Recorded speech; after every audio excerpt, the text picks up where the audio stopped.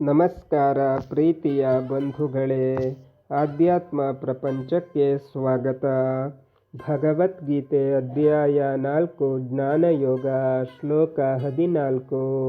ನಮಾಂ ಕರ್ಮಾಣಿ ಲಿಂಪಂತಿ ನಮೇ ಕರ್ಮಫಲೆ ಸ್ಪೃಹ ಇತಿ ಮಾಂ ಯೋಭಿಜಾನಾತಿ ಕರ್ಮಭಿರ್ನ ಸ ಬಧ್ಯತೆ. ಕರ್ಮಗಳು ನನ್ನನ್ನು ಅಂಟುವುದಿಲ್ಲ, ನನಗೆ ಕರ್ಮಫಲದ ಬಯಕೆಯಿಲ್ಲ. ಹೀಗೆಂದು ನನ್ನನ್ನು ತಿಳಿದವನು ಕರ್ಮದ ಸೆರೆಯಲ್ಲಿ ಸಿಕ್ಕಿಬೀಳನು. ಭಗವಂತ ಅವರವರ ಸ್ವಭಾವಕ್ಕೆ ತಕ್ಕಂತೆ, ಅವರವರ ಕರ್ಮಕ್ಕೆ ತಕ್ಕಂತೆ ಗುಣಕರ್ಮ ವಿಭಾಗಶಃ ಪ್ರಪಂಚವೆಂಬ ತೋಟವನ್ನು ನಿರ್ಮಿಸಿ 4 ವರ್ಣದ ಮೋಕ್ಷಯೋಗ್ಯ ಮಾನವರ ಸೃಷ್ಟಿಯನ್ನು ಈ ಭೂಮಿ ಮೇಲೆ ಮಾಡಿದ. ಇದರಿಂದ ನನಗೆ ಯಾವ ಕರ್ಮವೂ ಅಂಟುವುದಿಲ್ಲ ಎನ್ನುತ್ತಾನೆ ಕೃಷ್ಣ.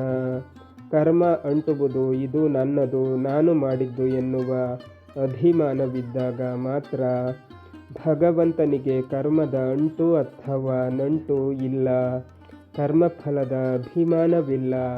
ಆತನಿಗೆ ಕರ್ಮದ ಪರಿಶ್ರಮ, ಆಯಾಸಪೂರ್ವಕ ಕರ್ತೃತ್ವ, ಫಲದ ಬಯಕೆ ಇಲ್ಲ. ಈ ಸತ್ಯವನ್ನು ಅರಿತು ಅದನ್ನು ತನ್ನ ಜೀವನದಲ್ಲಿ ಅಳವಡಿಸಿಕೊಂಡವ ಕರ್ಮಬಂಧನದಲ್ಲಿ ಸಿಕ್ಕಿಬೀಳನು. ಶ್ಲೋಕ 15.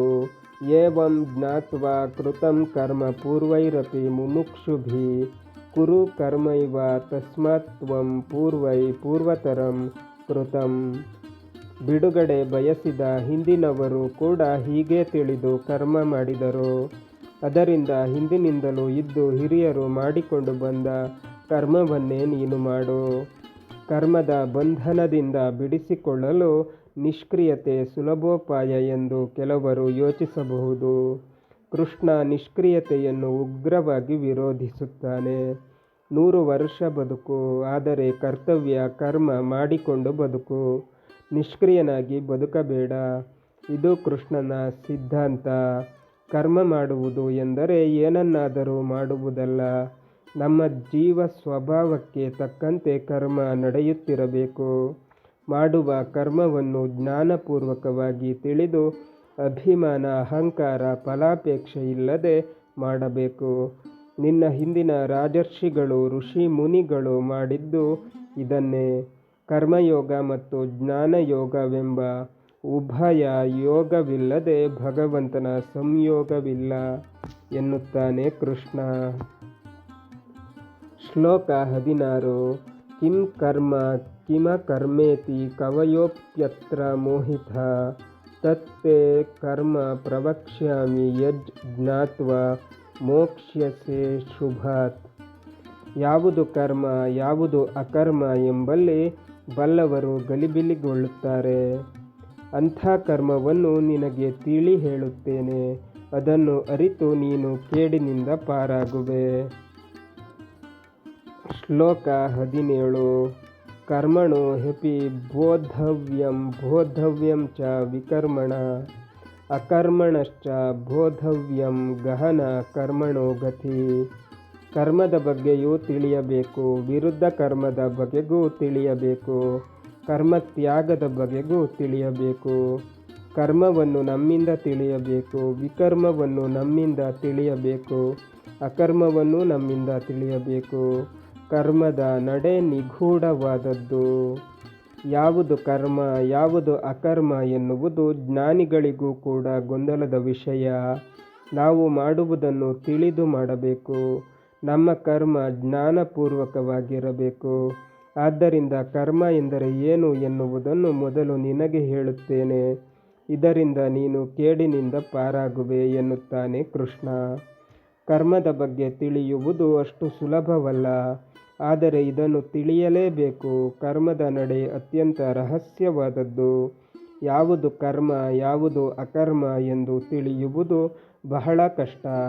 ದೊಡ್ಡ ದೊಡ್ಡ ಜ್ಞಾನಿಗಳಿಗೂ ಇದು ತಿಳಿಯುವುದಿಲ್ಲ.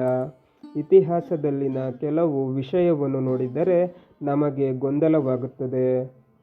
ಉದಾಹರಣೆಗೆ ವೇದವ್ಯಾಸರು. ಇವರು ಮದುವೆಯಾಗದ ಒಬ್ಬ ಬೆಸ್ತರ ಹುಡುಗಿಯಿಂದ ಹುಟ್ಟಿದ ಕನ್ಯಾಪುತ್ರ. ವೇದವ್ಯಾಸರ ಮಕ್ಕಳು ಪಾಂಡು ಮತ್ತು ಧೃತರಾಷ್ಟ್ರ. ವಿಧವೆಯವರಿಗೆ ಹುಟ್ಟಿದ ಮಕ್ಕಳು.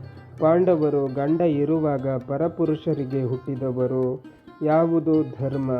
ಪಾಂಡವರನ್ನು ಸಮರ್ಥಿಸುವುದು ಎಷ್ಟು ಸರಿ? ವೇದವ್ಯಾಸರನ್ನು ಮಹಾಜ್ಞಾನಿ ಬ್ರಾಹ್ಮಣ ಎಂದು ಒಪ್ಪುವುದು ಸಾಧ್ಯವೇ? ಈ ಉದಾಹರಣೆಯನ್ನು ನೋಡಿದಾಗ ಯಾವುದು ಧರ್ಮ, ಯಾವುದು ಅಧರ್ಮ, ಯಾವುದು ಸರಿ, ಯಾವುದು ತಪ್ಪು ಎನ್ನುವಲ್ಲಿ ನಮಗೆ ಗೊಂದಲವಾಗುತ್ತದೆ. ನಮ್ಮಲ್ಲಿ ನಡೆಯತಕ್ಕ ಕರ್ಮ, ಅಕರ್ಮ, ವಿಕರ್ಮದ ಹಿಂದೆ ಅನಂತವಾದ ಭಗವದ್ ಶಕ್ತಿ ಕೆಲಸ ಮಾಡುತ್ತಿರುತ್ತದೆ ಎನ್ನುವ ಎಚ್ಚರ ನಮಗಿರಬೇಕು. ಈ ಜ್ಞಾನವಿಲ್ಲದೆ ಕರ್ಮದ ಮರ್ಮವನ್ನು ಅರಿಯಲು ಸಾಧ್ಯವಿಲ್ಲ. ಒಂದು ದೇಹದಲ್ಲಿ ಭಗವಂತ ಅನೇಕ ರೂಪದಲ್ಲಿದ್ದು ಕರ್ಮ ಮಾಡಿಸುತ್ತಾನೆ. ಕರ್ಮ ಎನ್ನುವುದು ತುಂಬ ಕ್ಲಿಷ್ಟವಾದ ವಿಷಯ. ಅದನ್ನು ನಾವು ಭಗವಂತನಿಂದಲೇ ತಿಳಿಯಬೇಕು. ಮುಂದಿನ ಶ್ಲೋಕಗಳಲ್ಲಿ ಕೃಷ್ಣ ಕರ್ಮದ ಮರ್ಮವನ್ನು ವಿವರಿಸುತ್ತಾನೆ.